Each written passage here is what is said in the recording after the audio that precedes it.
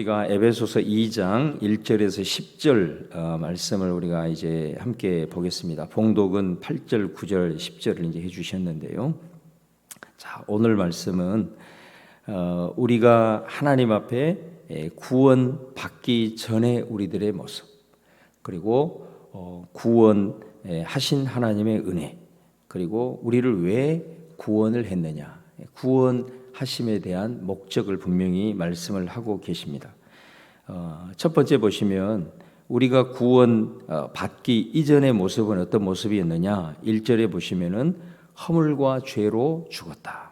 에베소서 2장 1절에 허물과 죄로 우리가 죽었다. 그리고 3절의 하반절에 보시면 본질상 진노의 자녀였다. 이렇게 말씀을 하고 있습니다. 자, 그러면 허물과 죄로 죽었다. 우리가 육신적으로는 살아 있잖아요. 근데 여기서 말하는 것은 이제 영적으로 죽어 있는 것을 말하는 거겠죠. 그러나 이 영적인 죽음은 사실 우리가 예수님이 다시 오셨을 때는 영원한 이제 멸망으로 들어가는 것 아니겠습니까? 영적으로 죽어 있는 우리들의 모습, 어떤 모습이냐면 네 가지가 나옵니다. 1절 하반절 2절에 보시면은 세상의 풍조를 따른다.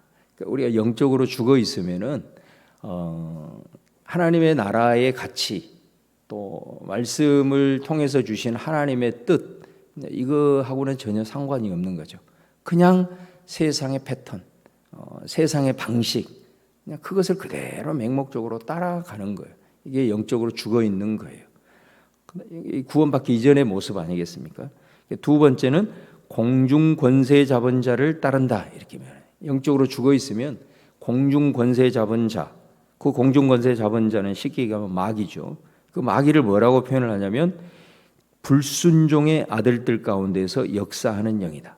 마귀는 어떻게 역사를 하냐? 그럼 마귀를 따라간다는 것은 뭐냐면은 불순종한다 이 말이에요. 불순종. 불순종한다는 것이 뭡니까? 삼거라고 합니다. 거역하고 거부하고 거절하는 것.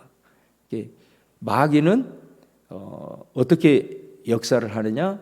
사람들로 하여금 복음 앞에 거절하고 거부하고 거역하게끔 그렇게 역사를 해요.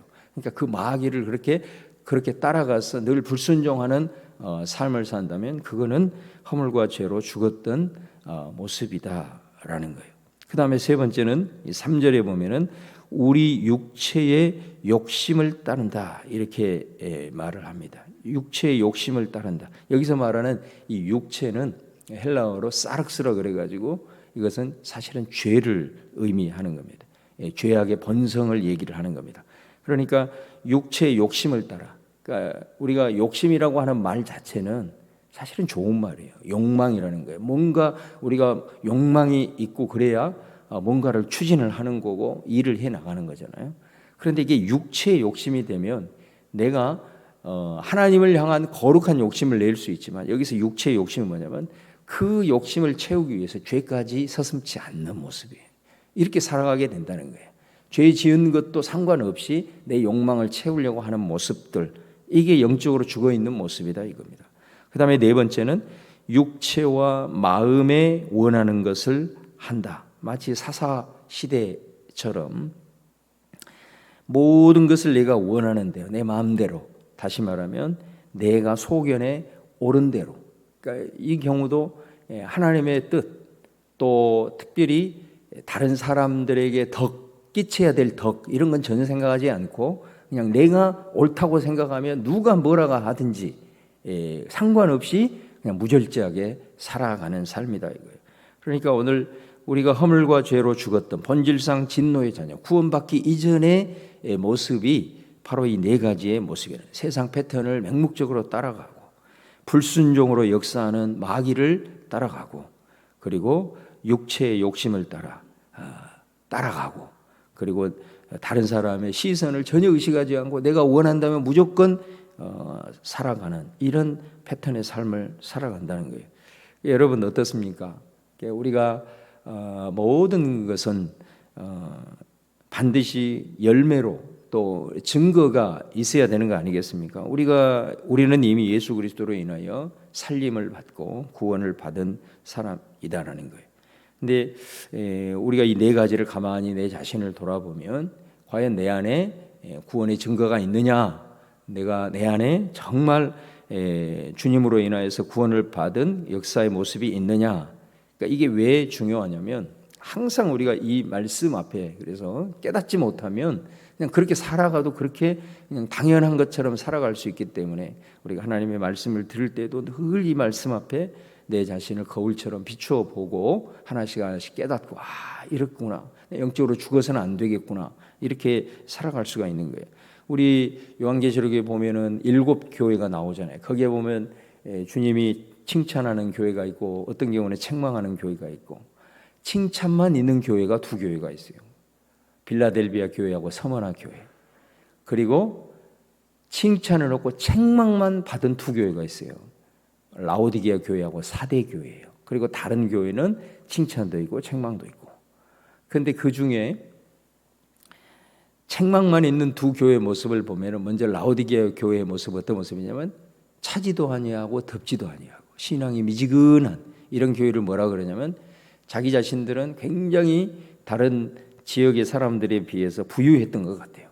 그런데 우리 하나님 뭐라고 그러냐면 너희들은 진짜 가난한 자들이다. 영적으로 가난한 자들이다. 그렇게 얘기를 해요.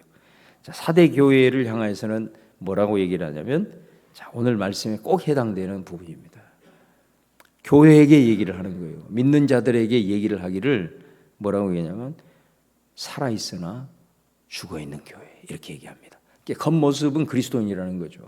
예수를 믿는다고 얘기를 하는 거예요. 살아있으나 그러나 죽어있는 교회. 그러니까 오늘 이 4가지의 모습이 구원받았음에도 불구하고 여전히 이 모습을 따라가서 살아가고 있다면 오늘 사대교회를 책망하신 주님의 음성처럼 너희들이 살아있는 것 같지만은 죽어있는 것이 아니냐. 우리가 거듭나고 주님 나라에 이르기까지 이 말씀 앞에 내가 영적으로 죽어 있어서는 안 되겠구나. 우리가 성령 안에서 계속해서 이 세상의 풍조, 공중의 권세 잡은 자, 죄악을 욕심을 위해서 죄악을 서슴없이 지내고 내가 원하는 것 이렇게 하는 것은 이거는 죽어 있지만 살아 있으나 죽어 있는 모습이다라는 거예요. 그래서 저와 여러분이 이 말씀 앞에 정말 이게 구원받기 이전의 모습이었는데 구원받기 이후의 모습 속에서 혹이라도 이런 모습들이 조금씩 발견이 된다고 한다면 다시 한번 정신을 차리고 나아가야 된다. 오늘 말씀은 이렇게 얘기를 하는 겁니다. 왜 우리가 구원을 받았음에도 이런 삶의 모습을 다시 따르고 극복하지 못하냐면 그 구원의 크신 은혜를 우리가 잊어버리기 때문이다라는 거예요. 은혜를 하나님으로부터 받아야 될 은혜를 많이 받지 못해서가 아니라 정말로 이 하나님께서 우리에게 베푸신 이 은혜의 크기가 얼마나 큰지를 깨닫지 못하거나 아니면 그 은혜를 우리가 잊어버리기 때문이다 라고 얘기를 해요. 우리가 1장에서 이렇게 쭉 살펴봤잖아요. 그 하나님께서 우리를 위해서 구원하시기 위해서 역사하신 삼위일체 하나님의 그 역사의 크기, 그 놀라우신 것들을 우리가 1장에서 말씀을 했는데 이 말씀을 이제 다시 반복을 사실은 해주고 있는 거예요. 자, 그래서 죽어 있는 우리들이 이제 4절에 이하에 보면은 하나님께서 우리를 이제 구원하신 내용이 나오게 됩니다. 자, 그 내용을 보면은 먼저 하나님이 예수님을 어떻게 했냐? 십자가에 달려 돌아가신 예수님을 어떻게 하셨느냐? 살리셨죠. 하나님께서 예수님을 부활하게 하셨습니다. 그리고 또 그 다음에 뭐라고 그랬냐? 6절에 보면은 일으켰습니다. 일으켰다라는 것은 승천하셨다라는 거예요. 하늘로 예수님을 승천시키셨다. 그 다음에 또 뭐라고 얘기하냐면 6절 하반절에 하늘에 앉히셨다. 그래서 우리 예수님 고백할 때 하나님 보좌 우편에 앉아 계시다가 이렇게 신앙 고백하잖아요. 그러니까 예수님을 하나님이 부활시키시고 승천시키셔서 하나님의 보좌 우편에 앉게 하셨다. 하나님의 보좌 우편에 앉게 계셨다는 것은 이 세상을 통치할 모든 권세를 이제 예수님에게 주셨다라는 거거든요. 근데 오늘 에베소서 말씀을 보면은 뭐라고 그러냐면 우리를 그리스도와 함께 살리고 그리스도와 함께 일으키고 그리스도와 함께 하늘에 앉히셨다라고 얘기를 해요. 그러니까 예수님을 하나님이 그렇게 하셨는데 예수님만 그렇게 한 게 아니고 우리도 죽음 가운데 살리시고 승천시키시고 하나님의 보호자 우편에 앉게 하셨다라는 거예요. 그러니까 이거는 뭘 의미하느냐? 우리의 구원받은 신분을 얘기를 하는 거예요. 그러니까 이런 엄청난 표현이 에베소서 말씀에 우리에게 있다라는 것입니다. 그래서 그것이 얼마나 큰지 오늘 4절에도 보면은 긍휼이 풍성하신 하나님이 또 우리를 사랑하신 큰 사랑을 인하여, 이 한 구절에 하나님께서 우리를 구원하시는 그 이유가 분명히 나오잖아요. 그것은 다른 것이 아니라 우리를 불쌍히 여기시는 그 긍휼이 넘치고 넘치시는 그 하나님의 사랑, 그 사랑하신 하나님의 또 큰 사랑, 이렇게 표현을 하고 있는 겁니다. 그러니까 우리가 허물로 죽을 수밖에 없고 본질상 진노의 자녀였는데 우리를 그리스도와 함께 살리고 그리스도와 함께 일으키고 그리스도와 함께 하늘에 앉히신 이 모든 것은 하나님이 우리를 긍휼히 여기시고 우리를 사랑하시는 큰 사랑으로 우리가 이렇게 살아나게 되었다라고 얘기를 하고, 자, 그러면 하나님께서 우리를 이렇게 살리신 목적이 뭐냐? 자, 8절 말씀에 보면 여기는 다시 한번 우리에게 표현하죠. 우리가 구원을 받은 이 모습이 하나님의 전적인 은혜에 의한 것이다. 다시 말하면 우리가 사실 예수님을 영접하고 믿는 엄청난 믿음의 결단이 우리한테 있었잖아요. 그리고 예수님을 우리가 믿기로 결단했을 때 우리 안에 지불해야 될 대가도 다 결단하고 우리가 예수님을 선택을 한 거거든요. 이건 정말 엄청난 일임에도 불구하고 정말로 우리가 구원받은 것은 그 어마어마한 믿음의 우리의 결단에 비하면 하나님께서 우리에게 베푸신 은혜와, 그리고 말씀을 통해서 우리가 하나하나 깨달아갈 때에 하나님께서 우리에게 베풀어 주신 이 모든 긍휼과 사랑에 비하면 이거는 내 의가 하나도 발견되지 않을 정도의 전적인 하나님의 선물이다라는 것을 우리가 깨닫게 된다라는 것입니다. 그 말씀을 하고 있는 거거든요. 그래서 우리가 구원받았고 우리가 하나님의 자녀가 되었다라는 것에 대해서 어느 누구도 이 하나님의 사랑, 그리고 이 하나님의 긍휼히 여기시는 그 놀라우신 은혜를 깨닫는 자들은 이에 관하여 단 한마디도 자랑할 수가 없다. 제가 늘 강조를 하지만 우리가 요한계시록에 보면 하나님의 그 하늘에 있는 모습을 이렇게 보여주잖아요. 환상으로 보여줄 때에 우리가 이 땅에서 주님을 위해서 수고하고 헌신한 우리들을 하나님이 보시고 우리에게 면류관을 씌워주시잖아요. 거기 성경에도 보면 무슨 의의 면류관, 생명의 면류관, 이런 여러 영광의 면류관, 뭐 이런 면류관들이 많잖아요. 다 우리를 기억하시고 마지막 날 우리에게 수고했다 하면서 면류관 씌워주잖아요. 그런데 사도 요한이 환상 가운데 보는 건 뭐냐면은 하늘에서 어떤 일이 벌어지고 있냐면 하나님 앞에 우리가 다 면류관을 쓰고 이제 그 앞에 서서 주님을 찬송하는데 어떤 장면이 벌어지고 있냐면 사람들이 다 자기 면류관을 벗어서 하나님 보좌 앞에 다시 면류관을 놓는 장면을 환상 가운데 보고 있는 거예요. 그 말은 무슨 말이겠어요? 우리가 이 세상에서 주님을 위해서 충성하고 헌신한 이 모습을 하나님이 다 정말 보상해 주시고 인정을 해 주시지만 하나님을 정작 만났을 때에 주님께서 나를 위해서 이 땅 가운데 살아있는 동안 행하신 일들이 거기에서 낱낱이 다 밝혀지는 거잖아요. 밝혀졌을 때 면류관을 쓰고 있을 수가 없는 거예요.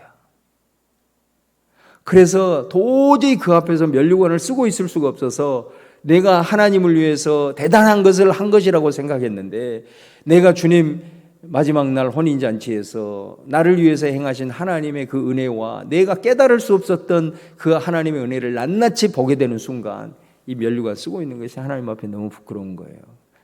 그래서 그걸 다 벗어서 면류관 벗어서 주 앞에 드리세, 이 찬송이 그래서 요한계시록 그 하늘의 환상에서 나오는 찬양이거든요. 면류관 다 벗어서 주님 앞에 드리는. 우리가 받은 구원의 은혜, 믿음의 어마어마한 결단이 있었지만은 정말로 우리가 말씀을 통해서 하나씩 하나씩 깨닫고 주님을 체험하면서 하나씩 하나씩 깨닫다 보면 그 은혜는 하나님의 선물일 수밖에 없다. 내가 정말로 자랑하고 싶어도 내 의를 자랑할 수 있는 것은 하나도 없다. 이렇게 된다라는 것을 오늘 말씀을 하고 있어요.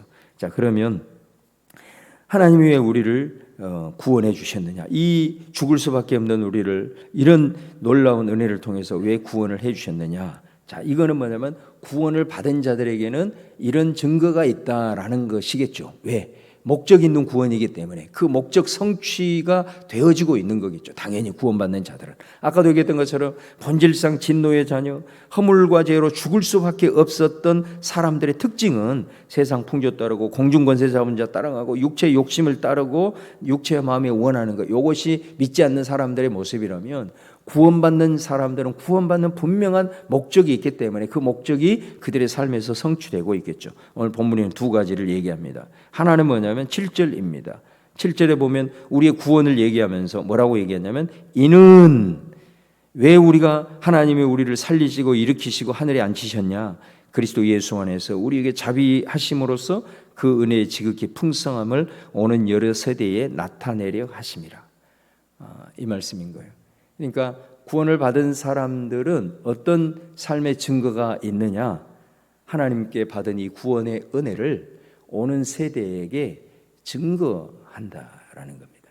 이거를 오는 세대에 하나님의 구원의 역사와 은혜를 나타내게 하기 위해서 우리를 살리셨다라고 했기 때문에 우리가 구원받은 우리는 어떤 증거가 있어야 되느냐면 우리가 받은 하나님의 은혜, 이 구원의 은혜를 누군가에게 계속해서 그것을 자랑하고 하나님의 살아계심을 나타내고 그리고 하나님의 구원을 이렇게 나타내는 그런 삶이라니, 그것을 위해서 우리를 살리셨다고 에베소서는 말씀하고 있는 거예요. 우리가 흔히 쓰는 말로 어디서 식사를 했는데 그 식당이 너무 맛있으면 우리 입이 가만히 있지를 않잖아요. 만나는 사람마다 자랑하고 그 한번 가보라고 그렇게 얘기를 하듯이 그 비교가 되겠지 않습니까? 우리가 받은 하나님의 그 구원의 은혜의 크심을 알고 그 놀라우신 은혜와 선물에 대한 사랑의 그것을 알게 되면 바로 그것은 그 하나님의 사랑과 은혜를 계속해서 오는 세대에 증거하게 된다. 그것을 위해서 우리를 구원하셨다. 그것이 목적 있는 구원의 첫 번째 의미고요. 그 다음에 두 번째는 10절 이하입니다. 우리는 그가 만드신 바라. 제가 전에 설교했지만 이 말씀은 원문이 뭐냐면 하나님의 작품이다. 우리는 하나님의 걸작품이다 라는 뜻이거든요. 상품처럼 비교되고 수치당하고 경쟁에 쌓여서 매몰차게 버려진 것 같은 그런 상품과 같은 우리를 하나님이 구원하셔서 걸작품으로 만드신 이유는 뭐냐? 거기 나오죠. 그리스도 예수 안에서 선한 일을 위하여 우리가 이렇게 걸작품으로 다시 우리를 구원하셨다라고 얘기를 하거든요. 그럼 이 선한 일이 뭘까요? 이 선한 일을 위해서 우리를 구원하셨는데 이 선한 일은 바로 이제 11절에서 22절까지 말씀해요. 네. 이 얘기를 이제 다음에 새벽기도 때 얘기할 텐데 딱 한마디로 얘기하면 화목입니다. 화평의 부르심을 위해서 우리를 구원하신 거예요. 선한 일을 한마디로 얘기를 하면 구원받는 자는 늘 우리들의 삶에서 이 화목해하는 직책, 늘 서로 화평을 하고 중재를 하고 그 다음에 화목의 역사를 이루는 바로 이것이 오늘 본문에서 말하는 선한 일의 핵심입니다. 우리가 11절에서 이제 같이 나누겠지만 여러분 오늘 말씀을 통해서 사대교회처럼 살아있으나 죽어있는 이런 모습이 말씀 가운데 발견됐다면 반드시 그 말씀 앞에 우리 회개하고 돌이켜야 되겠죠. 그리고 다시 한번 우리가 마음을 새롭게 품어야 합니다. 그래서 우리가 마지막 날 섰을 때 사대교회처럼 살아있으나 죽어있는 자라고 책망받으면 어떻게 하겠습니까? 그렇게 안 되겠잖아요. 우리는 반드시 구원을 받은 하나님의 이 어마어마한 은혜를 받았기 때문에 바라기는 날마다 신앙생활을 하면서 그 은혜를 하나씩 깨달아가는 여러분 되기를 바랍니다. 우리가 앞으로 받을 은혜보다는 깨달아야 될 은혜가 수천 배, 만 배 많다라는 것을 깨닫고 그것을 깨닫게 되면 그 은혜를 누릴 수 있게 됩니다. 누리는 여러분 되시기를 바라고요. 하나님이 왜 우리를 죽은 우리를 살리셨느냐? 거기는 분명한 목적이 있다. 구원받는 자는 어떤 모습이든지 그것을 옳은 세대에게 하나님을 나타내고 증거하고 자랑하는 삶을 살게 된다. 또 하나는 선한 일, 다시 말하면 모든 사람들을 불화하고 갈등을 조장하고 분열시키는 이런 마귀적인 일이 이거는 구원받기 이전의 모습이고 오직 공동체 화평을 위해서 가정의 평안을 위해서 늘 화목해하고 중재하는 이런 특징을 보이게 된다는 걸 꼭 기억하면서 저와 여러분이 말씀 앞에 날마다 우리를 비추어 보고 부족하다면 내 힘으로 할 수 없다면 그래서 기도하는 거죠. 성령의 도우심을 그래서 구하는 겁니다. 우리가 뭐 때문에 기도를 하냐? 기도를 해야 되냐? 바로 오늘 또 이 약속의 말씀을 붙들고 우리가 할 수 없는 일이라고 한다면 하나님 주신 약속이기 때문에 반드시 우리로 하여금 하게 하시는 하나님의 의도가 있기 때문에 우리 성령님 의지하면서 기도할 때에 우리 가운데 역사하시는 성령의 은혜로 이 말씀의 역사들이 여러분의 삶에 나타날 줄로 믿습니다.